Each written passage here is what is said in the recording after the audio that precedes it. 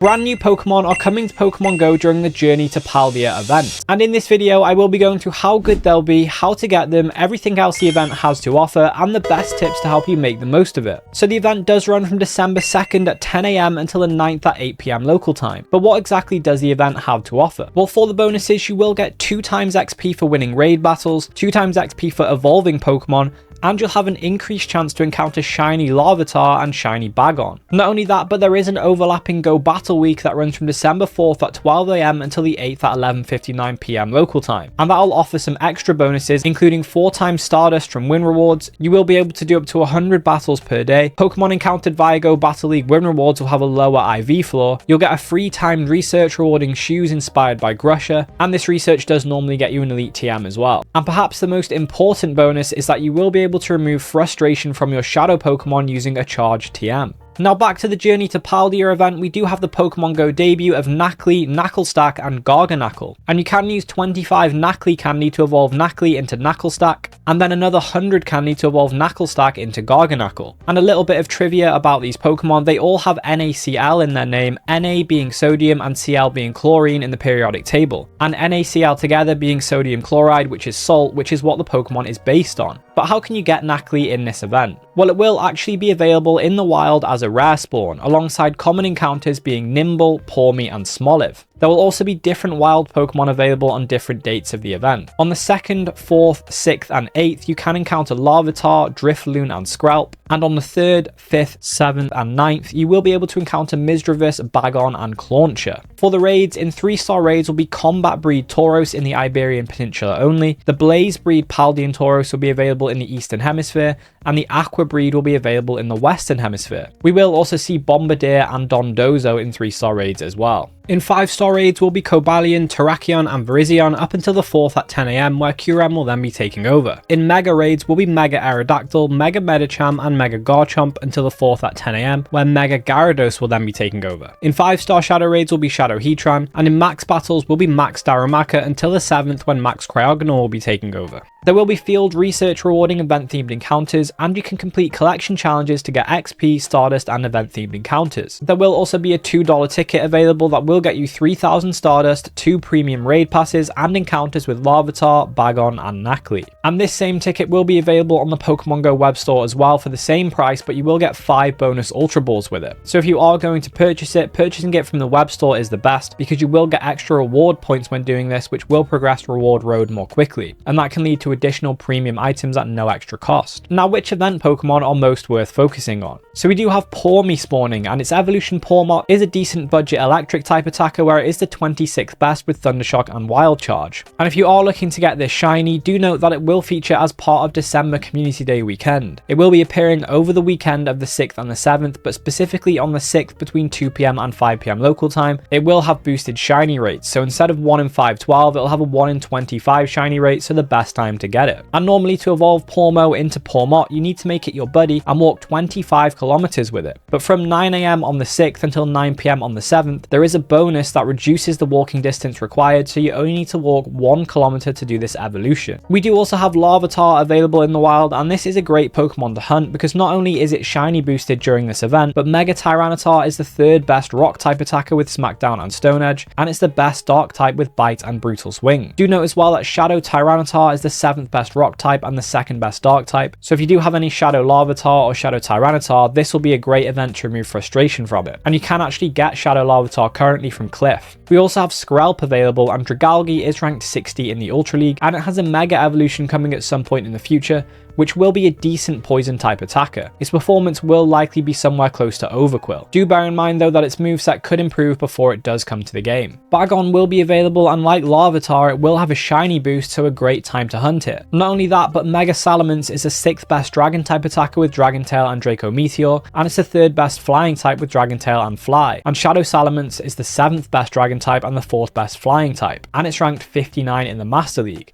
So during this event from the 4th, it's a great chance to remove frustration from any Shadow Salamence you might have. And Shadow Bagon is actually currently available from the raw How'd That Sound run. And Clauncher doesn't have much meta relevance, but Clawitzer could be used as a budget water type attacker if you don't have anything better, because it is the 28th best with Water Gun and Crab Hammer. And how good will the new Nacli be in Pokemon Go? Well, GARGANACL is a pure rock type, therefore weak to fighting, grass, ground, steel and water type attacks. It has a max CP of 3065, it has an attack of 171, defense of 212 and HP of 225, and it has access to these fast and charged attacks. Unfortunately, with its current moveset, it won't have any relevance as a raid attacker, but it might see a bit of play in Great League and Ultra League, where it currently sees 16 and 13 wins respectively. So nothing that's going to be impacting the meta, but it could see some play. For the raid Pokemon, none of the Tauros have any meta relevance, but remember, if you do need the ones from different regions, you can actually remote raid them. Bombardier is relevant in the Ultra League, being ranked 63, although the 10-10-10 IV floor from raids isn't ideal, but you could always do some mirror trades with a low friendship level friend to try and re-roll that attack IV lower. Bombardier is also a perma boosted shiny with 1 in 64 shiny rates. And Dondozo will also be available, and like Bombardier, it is relevant in the Ultra League where it's ranked 56. For the 5-star raids, we do have Cobalion, Terrakion and Virizion returning. As far as raid attacking goes, Terrakion will be the one to prioritize because it is the 13th best rock type with Smackdown and Rock Slide, and it's the 5th best fighting type attacker with Double Kick and Sacred Sword. On the other hand, all 3 of them do have relevance in Go Battle League. Terrakion is ranked 97 in the Master League, Cobalion is more of an Ultra League Pokemon, being ranked 24 in the Ultra League, but it does also see some play in the Master League where it is ranked 82 as well. And Virizion is actually one of the highest ranking Pokemon in the Ultra League at rank 9, and it's ranked 98 in the Master League. We then have Kyurem for the majority of the event, and it is the 17th best Ice type attacker with Dragon Breath and Legacy move Glaciate, and it's ranked 43 in the Ultra League and ranked 44 in the Master League. Do note though that this Pokemon can fuse with either Zekrom or Reshiram to make black or white Kyurem, and it is the shiny status and the IVs of the Kyurem that will be used when they are fused. So if you do get a good one now, you can make use of it by fusing it later on when you get the fusion energy from the fusion raids. And whilst not confirmed, it has been leaked that black and white Kyurem will be returning this season for a raid day. So you could wait until then to do Kyurem raids where you can get the fusion energy as well. Either way, black and white Kyurem are very relevant Pokemon. Black Kyurem is the 8th best dragon type with Dragon Tail and Outrage, and it's the 2nd best ice type with Dragon Tail and Freeze Shock. It's also ranked 11 in the Master League. And its signature move Freeze Shock does have an adventure effect that when used increases the catch rate of Pokemon by 25%, and it freezes them in place so they can't jump around and do their animations during an encounter, making them easier to catch. White Kyurem on the other hand is the #1 ice type raid attacker with Ice Fang and Ice Burn, and it's ranked 6 in the Master League. And much like Black Kyurem, White Kyurem's signature move Ice Burn does have an adventure effect that increases catch rate of Pokemon by 50%, and it slows down the catch circle when it's small to give you more time to get an excellent throw. And if you do decide to raid Kyurem, it is weak to fighting, rock, steel, dragon and fairy type attacks. The best counters are Crown Zacian, Crown Zamazenta, Eternatus, Duskmane Necrozma, Mega Lucario, Keldeo, Mega Rayquaza, Mega Metagross, Shadow Metagross and Mega Garchomp. And for budget counters, I would recommend Lucario, Metagross, Garchomp, Conkeldurr, Haxorus and Togekiss. For this raid, I would recommend at least 2+ trainers. And for the Mega raids, first up we do have Mega Medicham, Mega Garchomp and Mega Aerodactyl. For Mega Medicham, it doesn't really have any meta relevance, but the fighting and psychic type combo may have some use for candy boosts. Mega Aerodactyl is a decent rock type attacker, being the 5th best with Rock Throw and Rock Slide, and Mega Garchomp is the 3rd best dragon type with Dragon Tail and Breaking Swipe, and it's the 2nd best ground type with Mudshot and Earth Power. And Garchomp itself is ranked 55 in the Master League as well. And then for the majority of the event, we do have Mega Gyarados in Mega Raids, which is the 5th best water type with Waterfall and Hydro Pump, and it's the 12th best dark type attacker with Bite and Crunch. Gyarados itself is also ranked 87 in the Ultra League, and it's ranked 51 in the Master League. And if you do decide to raid Mega Gyarados, it is weak to fighting, bug, grass, electric and fairy type attacks. The best counters are Mega Lucario, Keldeo, Mega Sceptile, Mega Heracross, Shadow Raikou, Mega Gardevoir, Kartana, Shadow Conkeldurr, Shadow Sceptile and Lucario. And for budget counters, you could use Lucario, Hisuian Decidueye, Meowscarada, Conkeldurr, Breloom and Rillaboom. Again, I would recommend 2+ trainers for this raid. And we do have Shadow Heatran in 5-star Shadow Raids, and it's well worth picking up because it is the 3rd best fire type attacker in the game with Fire Spin and Magma Storm, and it's ranked 54 in the Master League as well. And from the 4th until the 8th, you can actually remove Frustration from it, and afterwards you could then even use an Elite Charge TM if you wanted to get Magma Storm. And for the max Pokemon, I would recommend going after Max Darumaka for Max Darmanitan as a fire type attacker if you don't have access to G-Max Charizard or G-Max Cinderace. Now for whichever of these Pokemon you do choose to focus on, you will want Candy and Stardust to power them up. So how can you maximize Candy during this event? Well, you can always always use pineapple berries, and you can mega evolve a Pokemon that shares a type with the Pokemon you're catching to increase the amount of candy, Candy XL, and XP you get per catch. So this event does actually feature a range of different types of Pokemon, but for the most coverage I would recommend reverting Kyogre into its primal form, because that will get extra candy for Skrelp, Clauncher, Nimble, Pawmi, Aqua Breed Tauros, and Dondozo. Alternatively, reverting Groudon will boost candy for Larvitar, Smoliv, and Blaze Breed Tauros. And Mega Rayquaza can boost candy for Drifloon, Bagon, and Bombardier. And if you do want more candy for Nacli because it is the new Pokemon, and you need 125 candy to fully evolve it, I would recommend Mega Evolving one of these rock types. And do remember to Mega Evolve a Pokemon that is at the max Mega level to get more candy, XP, and chance for Candy XL. And trading can also get you extra candy depending on the distance between the locations where the two Pokemon were caught. And regarding Stardust, I do recommend taking part in Go Battle League during the time of the Go Battle Week, because you will be getting 4 times Stardust from win rewards. And if you are unsure of what Pokemon to use, you could always check PV Poke for current rankings in each league or cup. And on this website you can also look at some recommended team compositions. However, if it's XP you're after, the Community Day weekend that takes place during this event will be really useful. You see, during that weekend, on the Saturday between 2 PM and 5 PM local time, you will be able to encounter Carablast and Shelmet,